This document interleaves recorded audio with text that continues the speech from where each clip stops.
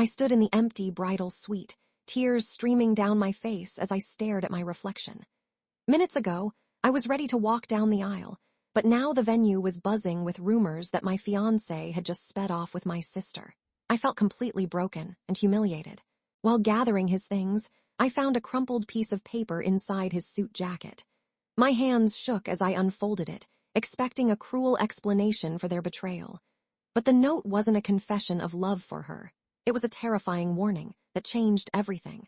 The voices outside the heavy oak door grew louder with every passing second. Emily stood frozen in the center of the room, her white dress feeling heavy and suffocating. She could hear her aunt's shrill voice asking where the groom had gone. It sounded like chaos was erupting in the hallway, but nobody dared to enter the suite just yet. The isolation felt terrible, but facing the crowd seemed even worse. She needed a moment to process exactly what was happening. Emily took a deep breath and forced her legs to move across the plush carpet. Mark's black tuxedo jacket still draped over the back of the vanity chair, where he tossed it before the photos.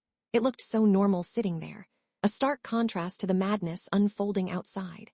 She reached out and touched the fabric, remembering how happy he looked just an hour ago. He had left in such a hurry that he forgot his jacket entirely. Her fingers brushed against something stiff inside the silk lining of the inner pocket. She paused for a second, her heart pounding hard against her ribs. Slowly, she withdrew her hand and revealed a small, folded sheet of notebook paper. It looked hasty and unpolished, nothing like the vows he had practiced for weeks.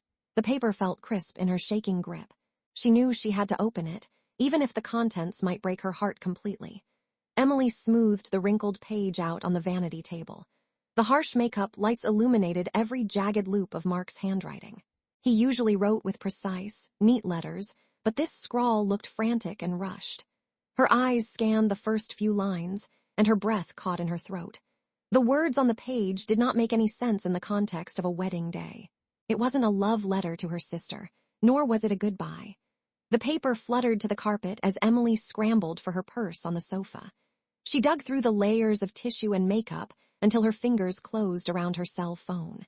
She dialed Mark's contact information with fumbling thumbs, praying he would pick up. Every ring felt like it lasted an eternity. She needed to hear his voice to confirm if the terrifying words on the note were actually true. Panic started to set in as the line just kept ringing. The automated voice finally clicked on, asking the caller to leave a message after the tone. Emily almost threw the device across the room in frustration. She hung up and dialed again immediately, but the result was exactly the same. He was clearly ignoring his phone, or he was too busy driving to answer it. A cold pit formed in her stomach. If he wasn't answering, that meant the situation was likely escalating far beyond her control. She aggressively wiped the mascara streaks from her cheeks and marched toward the door. The moment she swung it open, she nearly collided with her mother. The older woman looked pale and shaken, wringing her hands together nervously. The noise from the guests instantly grew louder, a cacophony of confused whispers and questions.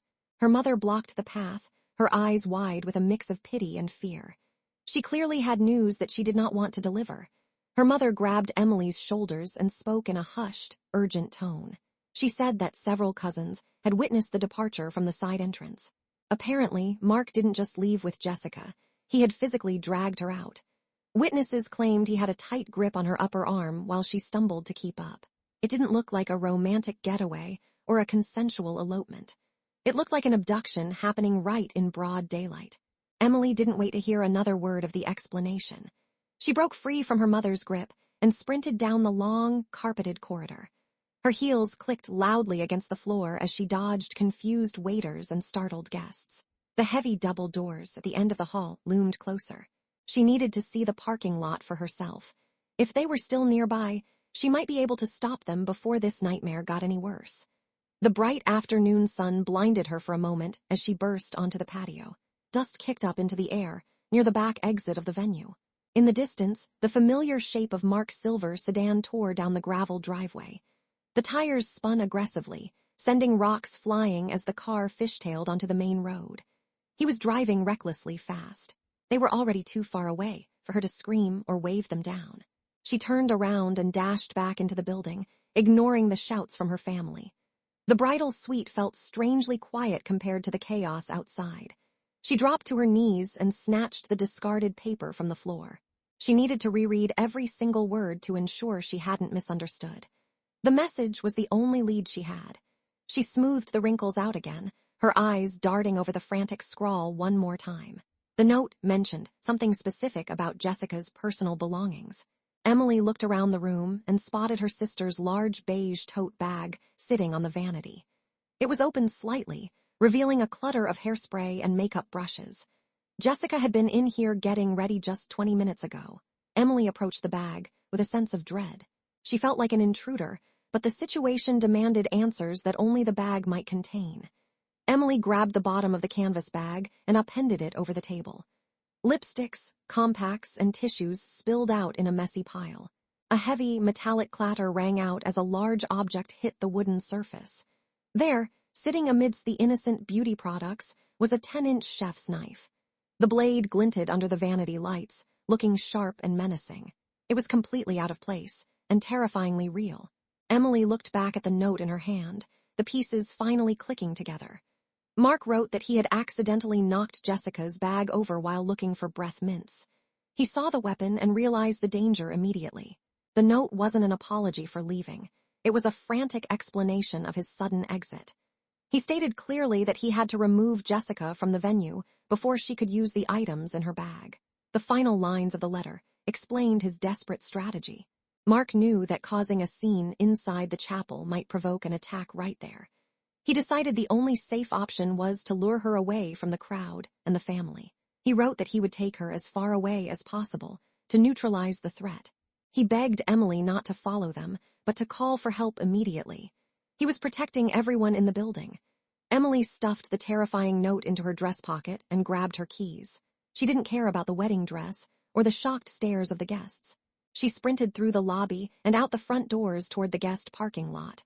Her small SUV was parked near the entrance. She unlocked the doors while running, her mind racing with worst-case scenarios. She couldn't just sit there and wait while Mark was in danger. The engine roared to life as she threw the car into reverse. She balanced her phone on her knee and dialed 911 on the speaker. The car tires squealed against the asphalt as she backed out without checking her mirrors. She shifted into drive and floored the gas pedal. The operator picked up on the second ring, asking for the nature of her emergency. Emily gripped the steering wheel tight, her knuckles turning white. Emily shouted over the noise of the engine, giving the dispatcher the make and model of Mark's sedan. She recited the license plate number from memory, her voice trembling with adrenaline. She explained that her fiancé was driving under duress with an armed passenger. The dispatcher asked for their direction of travel. Emily confirmed they were heading south on the main highway, away from the venue. She pleaded with them to hurry before something terrible happened. The highway stretched out before her, a long ribbon of gray asphalt under the blue sky. Emily pushed her car faster, weaving around slower traffic in the left lane. She squinted against the glare, desperate for a glimpse of silver paint in the distance. Every car looked like Mark's for a split second until she got closer. The road was dangerously straight and fast. If he was speeding, he could be miles ahead of her by now. A piercing siren cut through the air, growing louder rapidly. Emily checked her rearview mirror and saw flashing blue and red lights approaching fast. She pulled slightly to the right as two cruisers flew past her at high speed. They were heading in the same direction, clearly responding to her call. Seeing the professionals take over gave her a small sense of relief, but the fear remained. She followed in their wake, determined to see the end of this.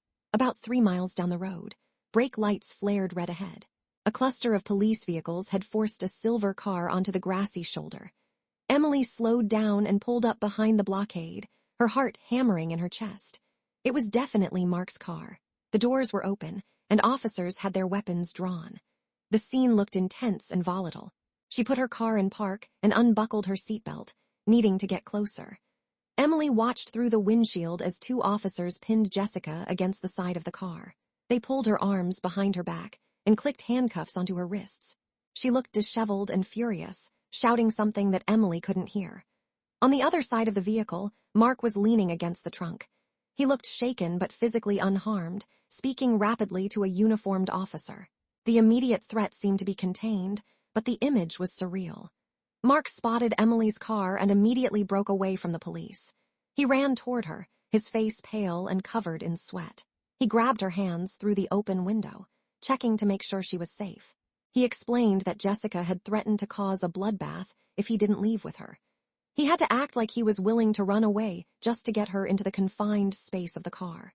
The detective walked over, notebook in hand, asking for clarification on the motive. Mark took a deep breath and revealed the full horror of the situation. Jessica had confessed during the drive that she intended to stab Emily at the altar. She had been obsessed with Mark for years and couldn't stand seeing her sister marry him. The elopement was just a ploy Mark used to drive her straight into a police trap. Emily stepped out of the car and collapsed into Mark's arms, burying her face in his chest. The adrenaline finally wore off, leaving her trembling and exhausted. Behind them, the officers guided a screaming Jessica into the back of the patrol vehicle. The slam of the heavy door signaled the end of the nightmare. They were safe, standing together on the side of the highway. The wedding was ruined, but they had survived something much worse.